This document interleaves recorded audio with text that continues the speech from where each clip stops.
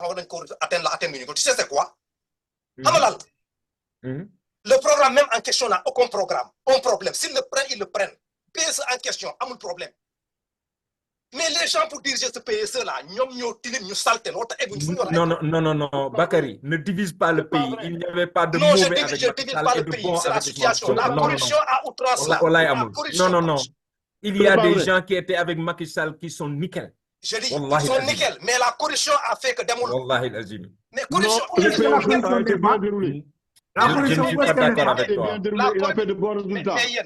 Je ne suis pas d'accord avec toi. Est-ce que la corruption n'est pas où est-ce que la corruption n'est pas, Bakary? La corruption, elle n'est pas où?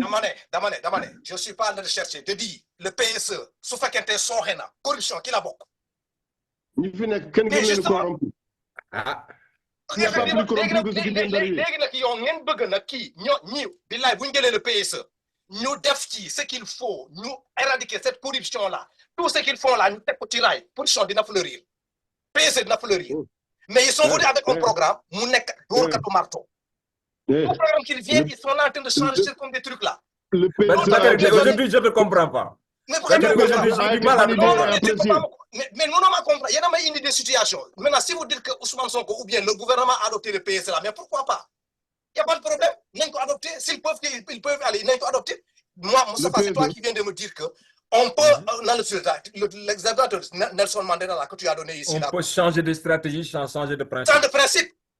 Oui. Ok, ils peuvent rester dans le principe et changer de stratégie. La stratégie, c'est prendre le PS, mais rester dans le principe. Mais toi, tu as donné réponse à ça. Mais qu'ils aient l'humilité de dire, donc c'était pas si mauvais que ça. On avait dit que c'était mauvais, mais c'était pas si mauvais que ça. C'est ça aussi l'humilité. Il a dit plan Sénégal endettement. Moi, je comprends. Toi, tu amènes des réponses même à tes problèmes là. Après, maintenant, toi, tu viens de poser des questions. C'est toi qui as dit on peut changer de stratégie, mais changer de principe. Oui, le passé ne change pas de principe, mais change de stratégie. Humilité. Donc, si les principes restent, l'Union province sénégalaise sont des principes. Principes et pas.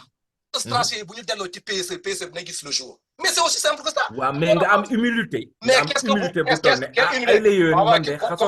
vient sur le plan et on change. Oui, on reprend le PSE, c'est bon. Non, ce PSE a été mauvais. Pourquoi? Parce qu'il n'y a pas de principe à l'intérieur. Il ne va pas changer de posture. Il n'y a pas de principe. La discussion de Amdiaring Bakary. Malheureusement. Défendre correct. Ça ne sert à rien, tu ne justifies rien. Tu ne dis rien, mais waxal sa position après nga. Voilà, après ñu jàll. Kon la bàyyi moi sa position yéen a nekk di ma tàgg. Soo la ma bàyyi moi sama position li ma xalaat du juste wala tu as monopolisé la parole, hein? Les auditeurs d'entendre. Non, mais c'est vous qui m'avez coupé. Soo la ma bàyyi loo pare. Kon jox lañ ci deuxième sujet bi. Jobat demande la parole apparemment. Jobat demande la parole. Moustapha, nga ne? Jobat demande la parole apparemment. Jo, da nga mute. Ah, je crois. Jo dafa mute. Da nga mute nga nekk di wax dans derrière là, on t'entend pas. Peut-être peut-être il fait autre chose. Wow. Bon, si je ne prends pas la parole, c'est pas la peine. Effectivement, c'est vrai. Da nga mute tout le temps? Je vais répondre un peu à nos interlocuteurs. Tu vois, ils disent que ñi dañu wax dara ba paré def ñu ko. En 28 jours, on est en train de les juger. 28 jours. Benno est resté 12 ans. Leur credo, c'était quoi? Gestion sobre et vertueuse. Est-ce qu'ils ont appliqué ce credo-là? Je dis non. On les a dégagés. Ils ont fait de la gabégie. Il n'y a rien de sobre, il n'y a rien de vertueux dans leur démarche. Rien. Donc, c'est pourquoi on les a dégagés. Pourquoi maintenant, en 28 jours, tu veux juger ton adversaire, si je peux l'appeler comme ça. Donc, je pense que vous devez chercher l'abécédaire de comment s'opposer pour pouvoir revenir. Autre chose, nous avons Mbappé. Ça veut dire Ngagne Demba Touré. Ce ne sera pas l'abécédaire que vous avez écrit. Non, ma développer quoi. L'État, c'est une continuité. L'État, c'est une continuité. Pourquoi ni à mon credo, gestion sobre et vertueuse, pourquoi ils ont échoué? parce qu'ils n'ont pas pensé à leur propre poche. Malgré que sur le plan de la littérature, sur le plan technique, ce qu'ils avaient proposé était bon. Mais 5 poches, le digital, avant Gafaou Askanui. Okay. Voilà. C'est là où ils ont échoué. Il faut accepter ça. Accepter ça. Il faut accepter ça. Il faut accepter ça. Quand Mbappé, quand vous me dites pourquoi ils ont nommé Mbappé, c'est-à-dire Ngagne Demba Touré comme le DG des mines, ainsi de suite. 1, il a le diplôme. 2, ce gosse-là, coucou déglu, hein, te nga am xel, lu leer laa leen wax, coucou déglu te nga am xel, nga xam ne boy bi borom xam-xam la. Dans le gouvernement, fépp foo ko yóbbu dina ci génn, même su dee jàngul diplôme boobu. Nit ki nag da ngay mandu quoi, da ngay mandu. Ce gosse-là, il est tellement pertinent que faut ko yóbbu ci gouvernement bi dina ci génn. Faut ko yóbbu ci gouvernement bi dina ci génn. Ensuite, heureusement fi ñu ko yóbbu, c'est les mines. Te soo suivre gars yi, suñu gars yi fi jógee, hein, li ñu jalgati, hein, li ñu jalgati, li ñu nar a rectifier sur le plan des lois et règlements. Dafa graaw ba nga xam ne un gosse comme lui qui maîtrise bien les lois, hein, dina ko mën a jubbanti. Dina ko mën a jubbanti. Hein? Dina ko mën a jubbanti. Yéen seen problème mooy sàcc. Vous êtes des voleurs. Vous m'excusez du terme. C'est des voleurs. Ñi fi jógee ay sàcc lañu. Donc, il faut ñu indi ay nit yoo xam ne il faut ñu jubbanti loolu. Ñu ngi wax kii am na profil wala amul profil. Farba Senghor gis nañ ko fi Farba Senghor ban profil la am. Ban profil am na ñoo xam ne sur le plan académique dañuy jàng ba sori mais soo leen joxee poste 0 soo leen joxee poste 0. Je suis d'accord avec toi. Am na ñoo xam ne l'autre jour Manter me disait que oui, yow da ngay def magie, ainsi de suite. Moi, je me base sur des faits. Du magie. Sur des faits. Tu lis juste les profils. Sur les profils. Pas ça, nous parler, ouais, pour nous parler. Arrêtez ça. Gis nga Macky Sall, bi mu nekkee candidat présidentiel. Moi, j'ai jamais vu Macky Sall. Mais je me suis basé sur des faits. Xam nga lan laa wax booy ma bokk loon liggéey. Ma ne leen, vous voyez ce gars-là? Ñu ne ma waaw. Ma ne leen, l'histoire a toujours bégayé dans ce monde-là. Ma ne leen, ce gars-là, quand il va venir, il va mettre tout le monde au ñuuf. La majeure partie des personnes dans les mettre au ñuuf. C'est ce qui s'est passé. Après boy ne ma grand jour bo boy nañ ma grand lu nekk yow yaa koy wax. Ma ne leen, moi je me base sur des faits. L'histoire a toujours bégayé dans ce monde-là. Tu vois. Après bu mu ñëwee lu mu def prison musul feesee nii ci benn régime yi ko jiitu yëpp prison yi musuñu feesee noonu. Donc sama prédiction. J'avais musul tojee na mu tojee réew mi. Ça il faut le dire aussi. Déglu ma rek. Opposition moo tax prison fees. Après tu auras comme acte, c'est des actes de vandalisme, c'est pas des actes politiques. OK. Tu vois.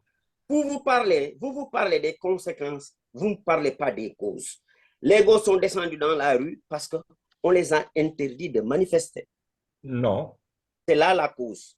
Non. Tu vois, c'est ça la cause. Ensuite, c'est pas la cause. Cause bi mooy loolu. dañuy manifester. C'est pas la cause. Quelle est la cause? Ah, d'accord. Il y a quelqu'un qui est parti dans un coin, on lui demande d'aller répondre, il refuse. Et d'ailleurs, il faut régler cette question-là maintenant que vous êtes aux affaires. C'est l'occasion vraiment de régler ce problème. Tu me permets, tu me pousses à revenir sur toi. Moi, je suis vraiment... Joe, arrêtez cette intercarration. Ok, j'arrête. C'est bon, allez-y. C'est bon, je m'excuse. Réclamer pour que l'on revienne sur le jugement concernant... C'est bon, continue ton analyse sur le truc là, sur le sujet. Il faut toujours se baser sur des faits. Il faut se baser sur des faits. man mus naa toog may seetaan moi sama métier laay wax sama métier affaire magie amu si nit da ngay mën sa métier wala mënuloo ko da nga koy mën wala mënuloo ko man toog naa président wu FC Grand ma dajeeg moom mu ne ma woy jo ma ne ko woy mu ne ma ñuy jox naa leen 3 millions l'année dernière gañoo ñu dara ma ne ko man soo tegee 3 millions sur la table wax ma mu fay ma de mu investir 3 millions je vais gagner. J'ai joué 3 finales, j'ai gagné 2. J'ai été champion régional de Dakar. C'est un nafi, tournoi monté. Mbossé contre US Wakam. Ma wax ki nek sama wet man ku ma jox équipe D2 ma yégal ko première division. Je me suis basé sur des faits. Mu ne ma hey yow pas bas lu nek yaa ko fi wax. Même année bi fin d'année bi saison bi commencé ñu jox ma ASC Cambérène ma yégal leen première division parce que y a des trucs techniques. Motax boy Mbappé bi les trucs techniques là il les maîtrise.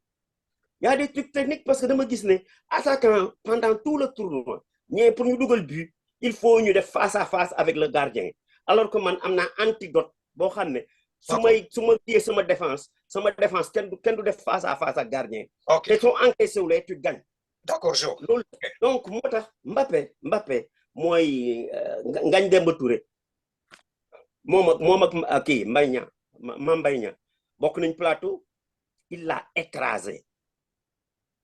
Ngagne Demba Touré boobu ku ko boole woon sax ak le président de la République l'ex-président de la République da koy écrasé loolu man maa ko wax. Non, pourquoi pas l'actuel? D'accord. C'est ce que j'allais lui demander. OK. L'actuel puisque Macky Sall est parti. Nee naa leen l'actuel c'est l'homme politique le plus intelligent depuis 60. Mbappé mënu ko battre. J'ai dit ça. Est-ce qu'il n'a pas gagné? D'accord. L'actuel kan ngay wax Sonko wala Diomaye parce que xawma kan ngay wax quoi. J'ai gagné. Kan ngay wax Diomaye ou Macky? Pourquoi poser la question? Diomaye ou Sonko? Ouais, d'accord. Ou les deux. OK.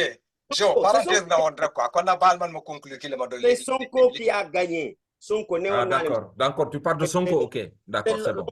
Le plus intelligent depuis 60. Il l'a Du Caire au démontré. Cap, hein? Du Caire au Cap. Ici au Sénégal là. D'accord. Ici au Sénégal. D'accord, Il Jo. l'a démontré. OK, c'est bon. D'accord. Donc Ça va, tu as vu comment Bakary est content? Tu as vu comment il rit? Non, parce qu'il a touché un point très intéressant. On est là en train de tirer le bronze sous toujours, croyant que le PSE, c'est quelque chose qu'on a mené. On a pensé que le PSE, d'un coin gagné tout seul. Le PSE n'a aucun problème. C'est un programme qui se trouve ici. Si c'est bien géré, il y a des démons. Mais les acteurs qui étaient là pour conduire le PSE, je vais leur expliquer. Là, moi, le problème, c'est ce que j'essaie de vous comprendre. Si ces gens-là pensent qu'ils peuvent venir là, prendre le PSE et appliquer le truc, ce que Moustapha a dit, où est le problème? Il faut changer de stratégie et maintenir le principe. Donc, ne dites pas que c'est la même chose. C'est pas la même chose. Je place une seule phrase. Je veux te dire, Bakary, ce que Jobas a expliqué, lui-même ne le comprend pas. OK, donc, on va le comprendre. Explique-toi. D'accord, c'est bon. D'accord, c'est bon. OK. Le deuxième point là. Comment expliquer ce que j'ai pas compris? Jo, ça va. Comment expliquer-moi? Jo, ça va, c'est bien. On n'a pas besoin d'expliquer. On est dans une discussion. Qu'est-ce que j'ai pas compris? Jobas, laisse-nous avancer. Rien. Il n'a rien compris. Légui nak ñu jall sur le deuxième point là. C'est spoliation, escroquerie foncière. Bo xamé né ça justifie tout. Bo gisé le PSE dugg dans ki ndox bi tamit nak. Ce sont des choses qui sont liées à ça. Actuellement, nous avons témoigné l'action du nouveau gouvernement là par rapport au foncier là. On a une analyse son appréciation par rapport à l'imouhala, problème foncier au niveau du Sénégal. Ce qui est en train de se passer, l'action du gouvernement là, sur le plateau de priorité quoi. Jobas. Oh, tu sais, moi j'ai eu la chance. À ma sortie de l'école de formation, j'ai été affecté dans une commune, bon, je ne dis pas que c'est une commune naissante, mais dans une commune très, très reculée. Tu vois, très, très reculée. Bon, je ne veux pas donner le nom parce que les meilleurs, peut-être, il y a des gens qui sont beaucoup, quoi. Et moi, je respecte. Voilà, voilà. Bon, yow yaa ko wax nag, bon, je ne voulais pas en parler. Donc, parce que li may wax dina xaw a taqal ay nit quoi. Dama gis que au Sénégal, soo nekkee, soo amee yenn ndombol tànk, tu te permets tout. Tu te permets tout. Que ni ngay jëlee xaalis bi, ni ngay jëlee suuf si, tout est permis. Man il y a 3 mois, un de mes anciens élèves nee na ma, monsieur, vraiment, monsieur, hein, on est tellement fiers de toi. Bés boo ñëwee Kédougou may la terrain. Tu vois? Donc, c'est comme si c'était facile, alors que c'est pas comme ça. C'est pas comme ça. Man su ma amee terrain, c'est grâce à la coopérative des enseignants. Man ma am terrain, ma am kër. Tu vois? Te man ci ndesiti sax laa am. Je suis pas quelqu'un kuy fomp dal. Je suis pas quelqu'un kuy fomp dal. Soo nekkee dans une commune, ngay dem di neexal gouverneur, ngay dem di neexal maire bi, wala ngay dem ci gouverneur bi, wala ci préfet bi, facilement ñu jox le terrain. Sénégal nag loolu la ñu war a xoolaat. Loolu la ñu war a xoolaat. Moi, je suis d'accord avec le président quand il arrête toutes les constructions sur le littoral ba Saint-Louis. Ba Saint-Louis. Nga jële ko Cap Manuel ba Saint-Louis, d'accord naa si mu arrêté ko. Moom parfois nag am na ñoo xam ne dañ leen di jox terrain, mais dañ leen di jaay terrain, mais duñ ko tey, duñu xam. Man mbuurkat bi nii demoon naa si pour jëndal ci sama doom bu jigéen bi nekk France. Heureusement jënduma ko. Heureusement, parce que bi ma gisee terrain bi dama ne lii leerul quoi. Ku ma gunge ma ne ko terrain bi leerul dara fii sama xel dalul. Mais j'ai pas acheté. J'ai pas acheté. Su ma ko jëndoon kon la fille là va perdre son argent. Donc Sénégal dañu bëgg lu yomb. Dañu bëgg lu yomb mooy da ngay ñëw am nga connaissance nit ki nga xam ne moo yore affaire yi mu dagal la. Moi je vais vous dire, hein, am na ay chef de service yoo xam ne pour parler de la gabegie, gis nga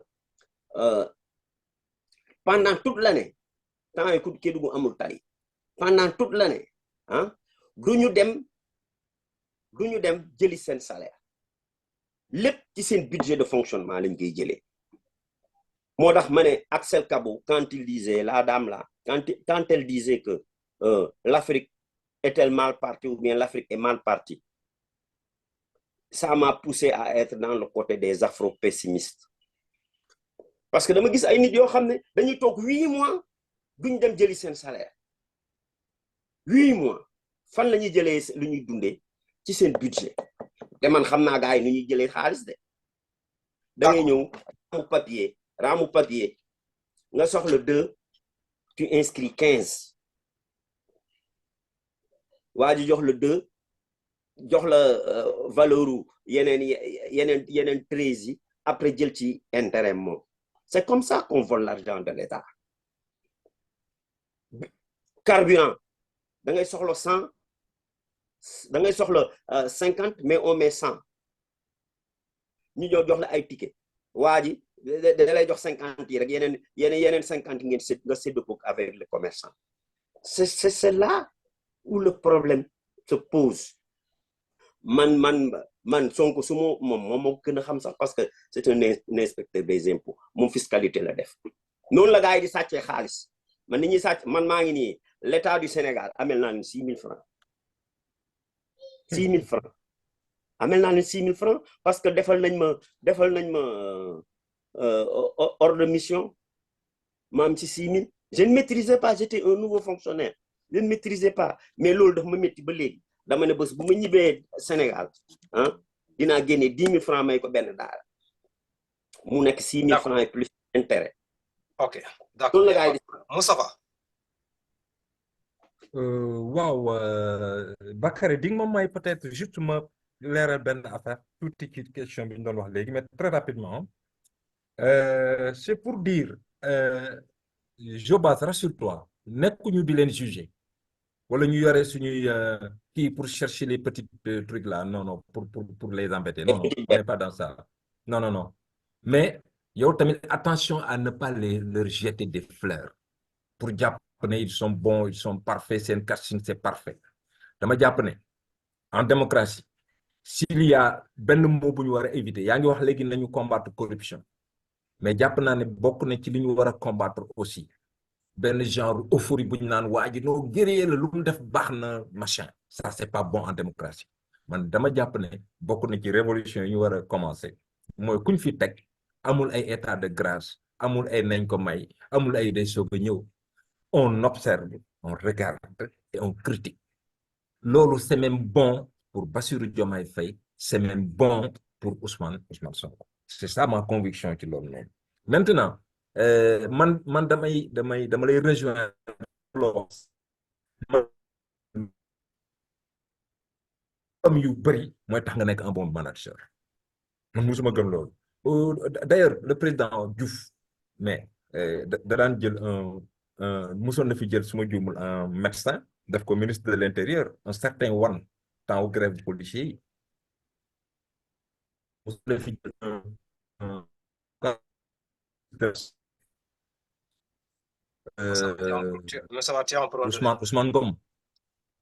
Ousmane Ngom ça va c'est bon c'est revenu maintenant. Non. Allô, vous m'entendez? Non, dafa kii daal waaw waay dafa day dem di ñëw. Allô? Oui, vas-y. Day dem di ñëw.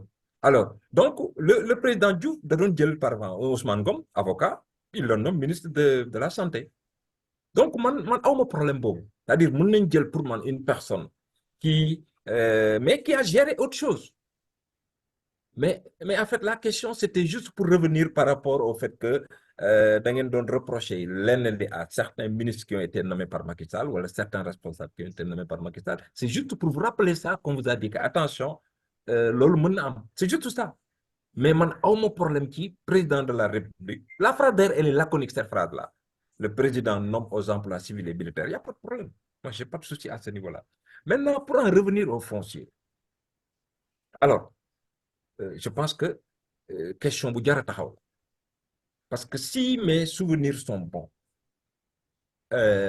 coow li am Casamance problème suuf bokk na ci alors donc c'est bien je pense de régler ce passif-là mu jeex quoi et le président am na kii bi am na opportunité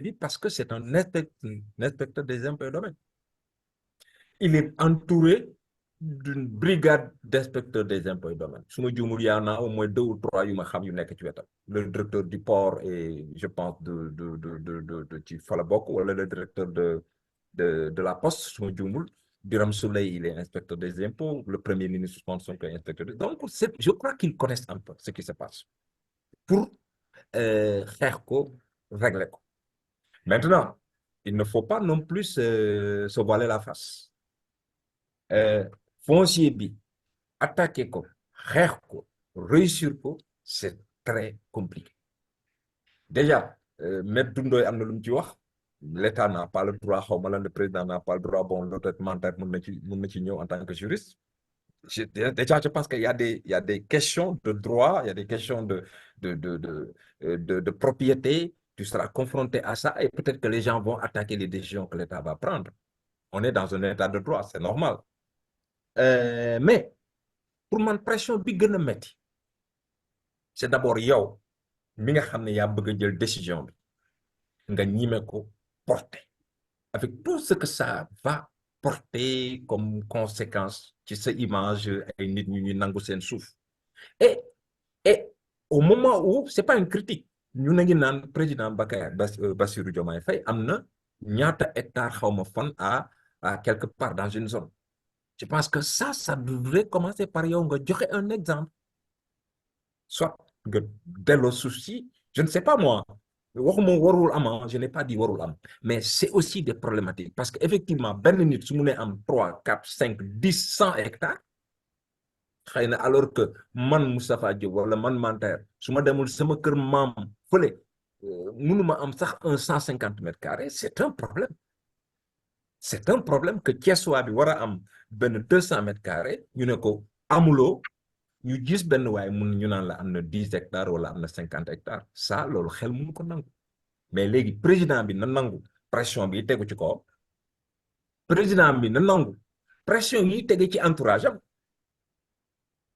il y a beaucoup de pression venant de son entourage parce que su ma juumul Ablaye Wade yëkkati woon na coow lu mel nii daf ko mujj tegaat ci suuf su ma juumul Macky Sall yëkkati woon na coow lu mel noonu mooy bi muy wax naan oui je reçois tellement de complaintes jëm ci affaire suuf nga teg ci nag lobby yi nga xamante ne ñoom itamit dañoo am intérêt ci loolu noonu di am ce qui va demander beaucoup de courage politique et beaucoup de lucidité maintenant mais lu ñu war a def la comme ni ma ko waxee léegi parce que bu ñu ko deful xëy na dina indi yeneen problème yoo xamante ni fi ñuy jëmee réew mi xëy na du baax et un pays a besoin de justice ku nekk xam ne lii mooy sa ak lii nga war a jël et cetera on a beaucoup dit sur la corniche Pape Sarr environnementaliste la il connaît un peu le truc mais tey y a des zones de Dakar mënatoo gis géej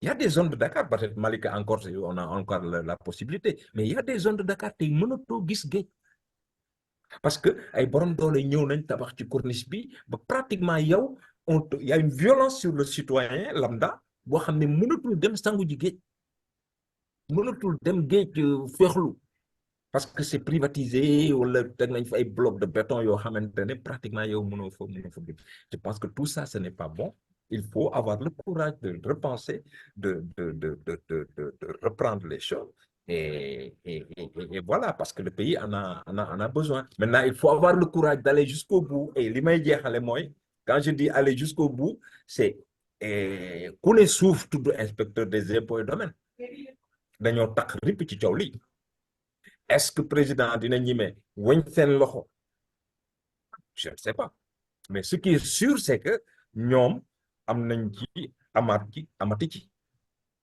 maintenant est-ce qu'il aura le courage d'aller jusqu'au bout wait and see en tout cas je souhaite qu'il le fasse parce que le pays en a besoin voilà. Moussa Ba, qui est responsable là quoi le littoral là bu melee noonu qui est responsable de ça quoi?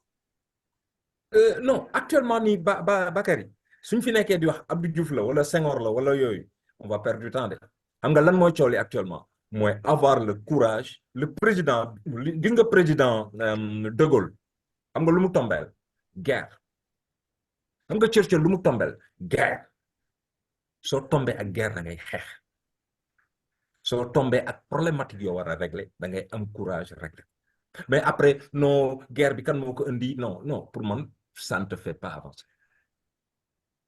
D'accord ne nii soobu ngay def régler problème foncier bi soobu ngay def régler problématique yi nga xamante ne tombé nga ak moom te nga war ko mën a régler nga yéen wax ne da ngeen a aaye ngeen togg seen ay su jeexee ngeen dem ci jàmm keneen ñëw taal leneen Sénégal jëm kanam loolu laa gis quoi. Voilà léegi nag avec la contribution de Manter par exemple là quoi di avancer rek leen encourager leen pousse ñuy dem quoi Manter. Oui Bakary. waaw lan mooy sa appréciation par rapport à ça le foncier. waaw encore une fois de plus sama appréciation jege na bu Moustapha hein parce que man d'abord il faut que je dise aux gens que moi je suis d'accord avec le président de la République sur le problème du foncier. D'accord avec lui. Parce que nous avons un petit territoire. Et nous avons un territoire qui n'est pas extensible. Nous ne sommes pas au Moyen-Âge où nous allons aller faire des conquêtes territoriales. Nous savons où nos frontières s'arrêtent et nous sommes obligés de nous arrêter là. Léegi bu fekkente ne ñoo ngi ci réew mi nga xamante ne nit ñaa ngi dagg suuf si di ko aakimoo di dagg di jaay lu ne ñu def ko si on a un président comme Moussa Fall ko waxee il est venu tomber ci problème suuf dafa war a taxaw régler ko il faudrait bien que un président le règle ci moom la tomber mais na taxaw régler ko mais man quand j'ai dit ça ba pare dama jàpp ne président bi dafa war a moytu régler problème bi ne veut pas dire que moom mi boppam mu def comme lu mu def le dimanche passé là xaw ma dimanche xaw ma mercredi passé jékki-jékki taal sa oto dem taxaw di def ay déclaration sur le foncier alors que toi-même boo xoolee ba si biir toi-même tu traînes des casseroles sur le foncier pour man li mu waroon def mooy bàyyi problème bi au ministre de la justice mu génn ci set si génn ci bu mu ci communiquer bu mu ci wax parce que sinon ça va être un échec total alors que nous on veut que ça réussisse. Comment ça va être un échec total? Le président public a 38 000 mètres carrés à Sandiara. Il a 4 hectares au moins, je sais pas moi, ou chez lui à Diagadjao. Il a une maison à Mermoz dont il ne nous dit pas le coût aujourd'hui. Son premier ministre, il y a 2 ans, le directeur de la SAPCO, qui était le porte-parole, adjoint au porte-parole de Benno Bokk Yakaar, avait dit que les gens de PASTEF ont entre Dakar et Bour 1500 terrains. 1500 terrains. Et que s'il lui donnait la permission, il peut les publier. Quel tour? Parce que tout le monde savait ce qu'il y avait là-dedans. Donc, si c'est comme ça, nous tous on sait que des inspecteurs des impôts et domaines sont des gens trop mal placés pour venir nous dire que tel sàcc na suuf tel sàcc na suuf xam nga parce que sàcc la rek même si après tu l'as enrobé de la loi sàcc la rek waaw du point de vue moral l'élément moral de sàcc moom il est toujours là même si tu l'as enrobé avec la loi il est toujours là waaw boo daggee terrain jaay sur 4 terrains yow am nga si benn nga jaayaat sur 4 terrains am nga si mais ça c'est du vol yow suuf si moomoo ko. Vous avez un syndicat, il donne des terrains aux membres du syndicat. Quel est le... Mais de quoi est-ce que cette idée-là est faite? De quoi elle porte le nom, cette idée-là? Déjà, parce qu'ils sont aux impôts et domaines, c'est normal, ils doivent avoir des terrains. Quelqu'un qui quitte le fin fond de Goudomp là-bas, parce qu'il est inspecteur des impôts et domaines, il peut avoir droit à des terrains à Dakar.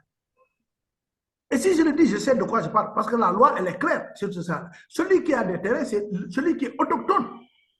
La loi, elle est claire sur ça. Ou bien, en tout cas, en priorité. Moi, mon am terrain, maintenant, mon loko jayat. Voilà.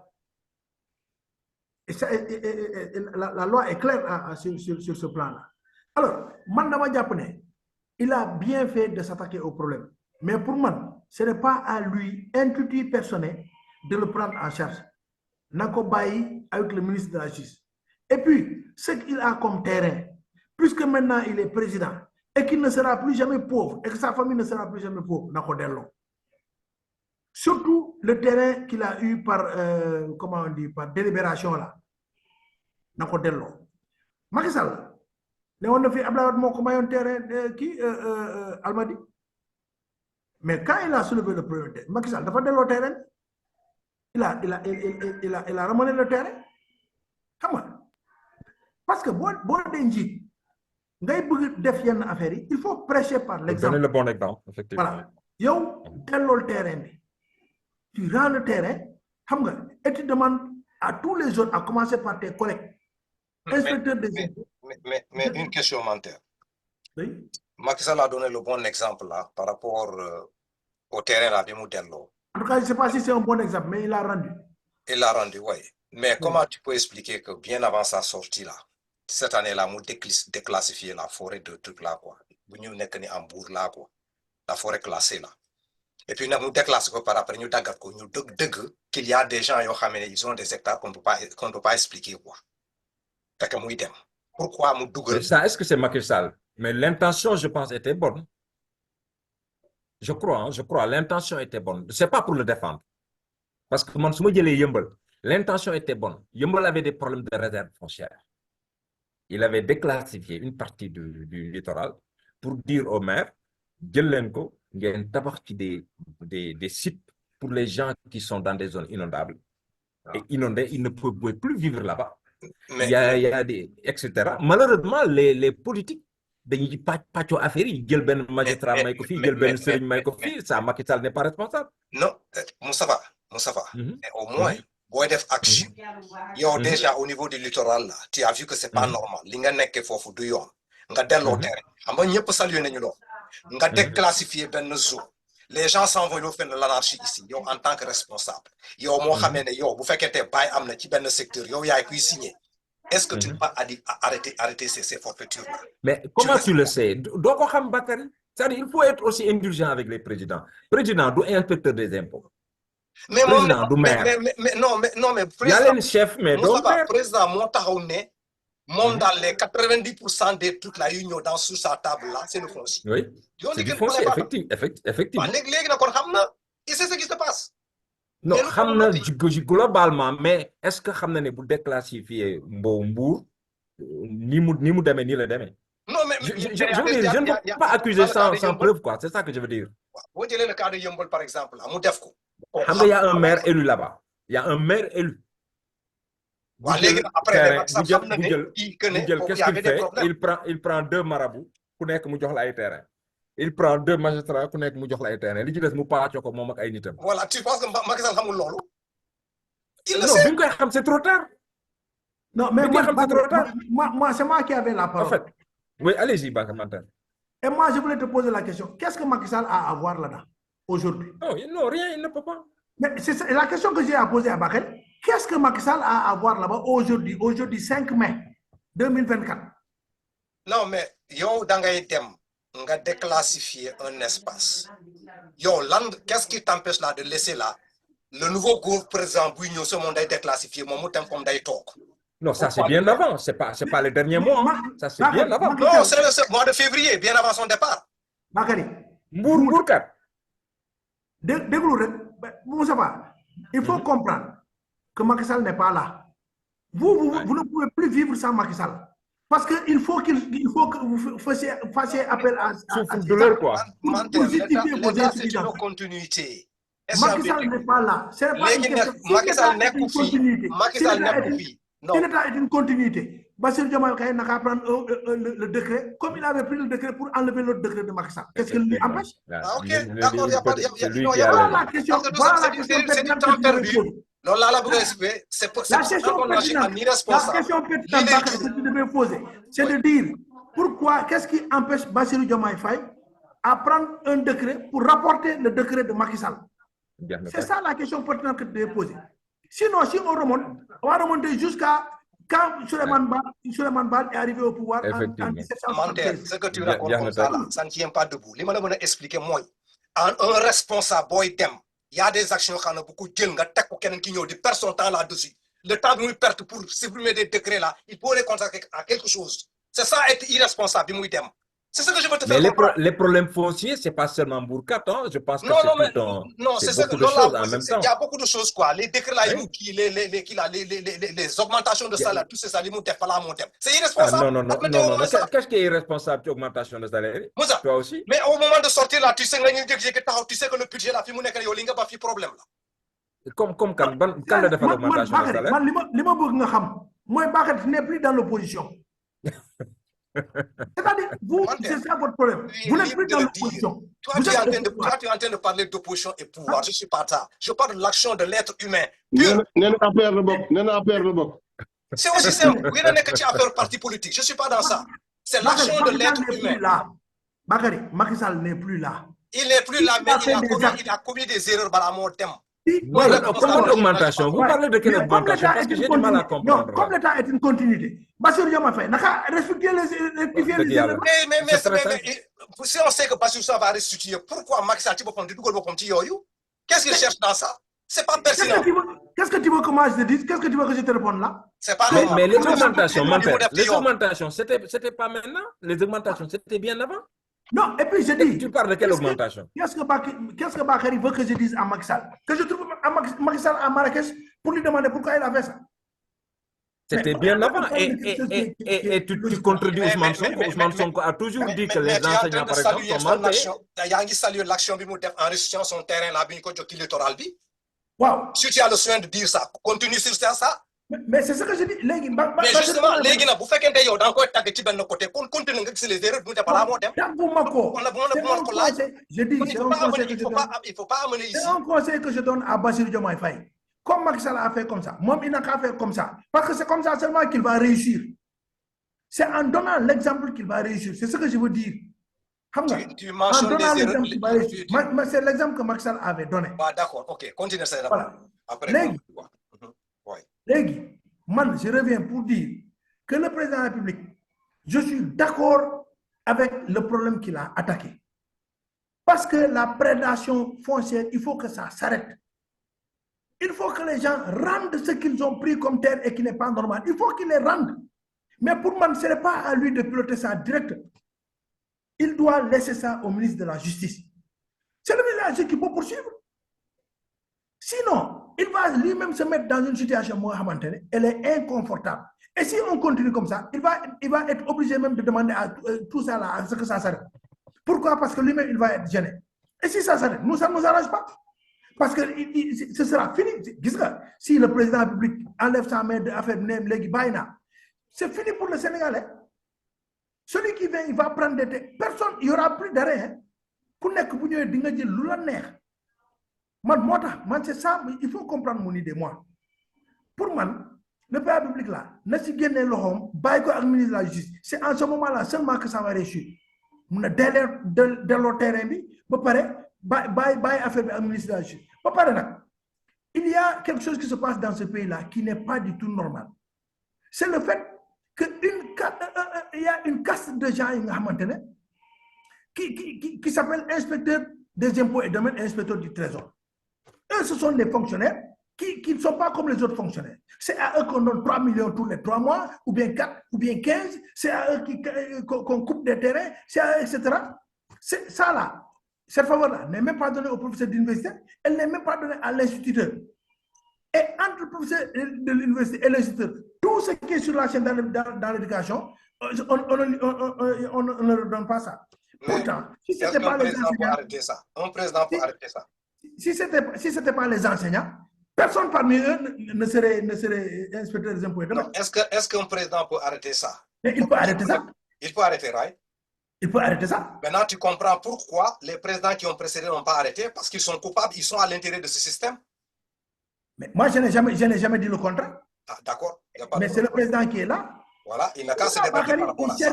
Il cherche la bête chez les autres présidents qui ne sont pas là. Mais eux, ils ne sont plus là. On les a enlevés à cause de ça.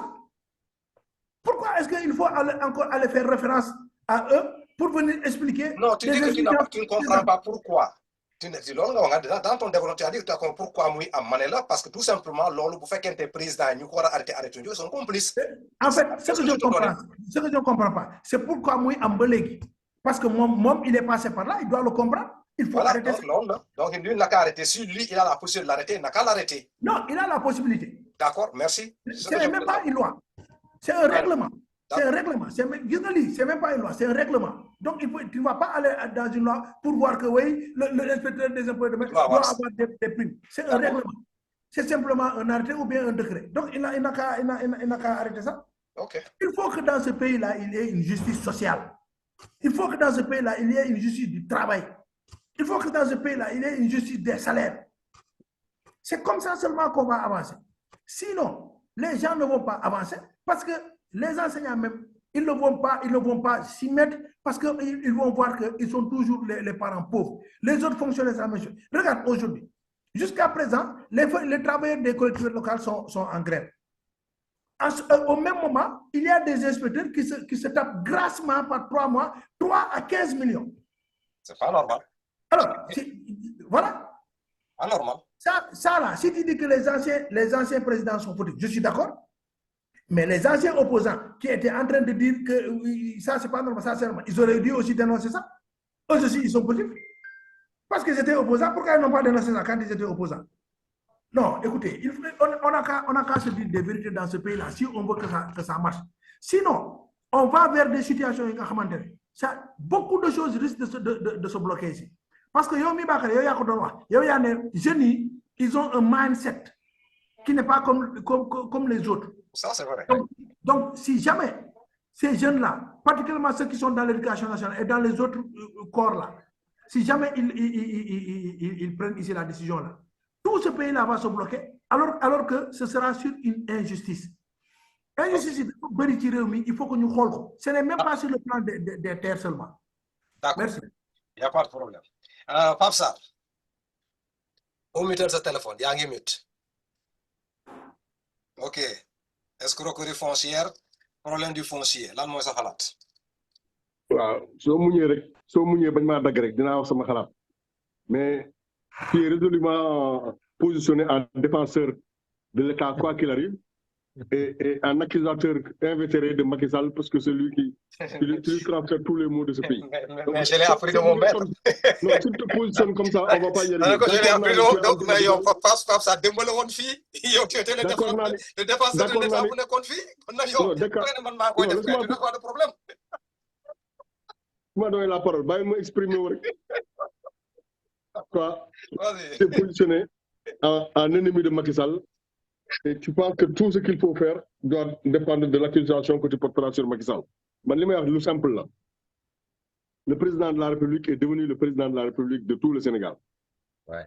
Donc, l'amélioration de la gestion foncière lui incombe. C'est un fait. Mais de la même manière que la gestion de tout ce pays, de tous les dossiers en rapport avec l'alimentation, le travail, les études, la santé, tout lui incombe. On lui a remis les actifs de ce pays, il faudra qu'il en fasse bon usage et qu'il nous fasse développer avec ça. Loolu lañ sant suñu président actuel. Maintenant, un président, on ne l'envoie pas à Mbourkat pour aller réclamer des histoires de terrain. C'est une faute. C'est une faute de débutant. Et il faut, j'espère que les gens arriveront à faire en sorte qu'il ne fasse plus ces fautes-là. Tout ce qui a trait au populisme n'a pas de sens, ne lui fera gagner rien, et de toute façon, ne le met pas en bonne posture. Parce que les gars de réclamer ni à Sandiara, ni d'abord les 43 000 mètres carrés que tu as pris à Sandiara. Tu habites à Diagana, tu n'habites pas à Sandiara. Donc il a bien fallu que le maire te donne 43 000 mètres carrés de Sandiara. Lolo tegul ci dara mi ngi tegu ci posture sekk naag maire bi lu war a tax mu jox ma 4,3 hectares. Ki nga xam ne nag dafa lonc 4,3 hectares def ko ci poosam gafakaam bu taxawee ci penc mi ni day jàpp gaa yi jël ay hectares duñ ko gëm du dëgg ba pare du jëm fenn. Donc je n'ai aucun espoir sur ce bruit qu'ils ont fait à Mbourkat. Aucun espoir. Même si ça rentre dans leurs attributions. Xam nga fii lan moo fi am les terres du domaine national depuis la loi 64-46 ans loolu yàgg na 1964 la woon ba léegi. On a dit clairement que le droit coutumier n'existe plus dans ce pays. Il n'y a que les terres du domaine national. Il y a le domaine de l'État. C'est un domaine privé et à la fois public et privé. Je ne suis pas en train de faire du droit foncier, mais le domaine de l'État moo fi nekk. Le domaine des particuliers, c'est le domaine privé. Et il y a le domaine national. Tout ce qui n'est pas immatriculé et qui ne fait pas partie ni du domaine privé ni du domaine de l'État tombe sous le coup du domaine national. D'accord? Malgré ça, la superposition continue d'exister et les gens continuent de dire c'est mon souffle mam. Et c'est pas facile à régler. OK? Donc, cet imbroglio-là, tous les chefs d'État dans ce pays auront à cœur de le régler. Mom mënu ci génn ci loolu. Mais le régler, c'est pas bokk 4 hectares ba pare dem di wax ni gars yi jël prédation ci 4 hectares yu jàmbur amul sens. La deuxième chose que je dis, c'est que dans cette république-là, il y a des gens qui s'agitent, qui ont fait tous les États qui sont passés, qui se sont enrichis. On ne sait pas comment sur le dos de l'État. Ñoom rek duñ fi architecte, je veux nommer Atepa. Eh bien, Atepa est le premier à crier sur le littoral en traitant tout le monde de voleur. Et c'est lui, certainement, qui a remué cette affaire qui a fait que l'État a dit sur le littoral, on ne met plus rien. Mais sur le littoral, il y a déjà des titres fonciers de fait. Yo xamni si d'après Madiambal Diagne ci loxo Atepa mo di wax ci la jaar. Hôtel Azalaï ken dootu ko détruire. C'est Atepa qui l'a réglé. Le Radisson là où il est et tout ce qu'il y a comme centre commercial et comme nouvelle centralité, c'est passé par Atepa pour devenir Radisson et tout ce que c'est. Mëno def lolu ñoñi nek fi ni fang bëccëg ba paré nga ne da ngay toj leneen lu dul moom. Donc lolu du jàll. Ça ne passera pas. Donc si tu veux régler des problèmes, il faut les régler en étant toi-même équidistant de ces problèmes. Tant que tu n'es pas équidistant de ces problèmes, tu ne les régleras pas. Maintenant, l'histoire de la classification, parce que nous tombe sous le domaine national tout ce qui n'est pas classé. quand c'est classé, c'est du domaine de l'État. Le domaine privé de l'État, c'est le domaine public de l'État, c'est les eaux et forêts quand ils décident que c'est une forêt classée qu'on n'y touche pas. Mais am na loo xam ne si dana am fu muy toll dans la marche d'un peuple et d'un État, dina leer ni fii forêt dootu fi sax. Donc déclasser mën naa nekk, il faut mu am des fois ay déclassification, c'est réfléchi et étudié et ça répond à la démographie. On a toujours vécu ça. Mais loolu soo koy def da nga koy def en âme et conscience. taxaw fii di wax pourquoi Macky Sall déclassé fii pourquoi mu def loolu du wax. C'est lui le président de la République. Si à un moment donné il doit faire un arbitrage et décider que fii il faut le déclasser parce que ce n'est de toute façon plus une forêt, mais il le déclasse. Ce qu'il y a derrière, c'est que il faut ngeen comprendre le domaine, même si l'État déclasse, le domaine est la première compétence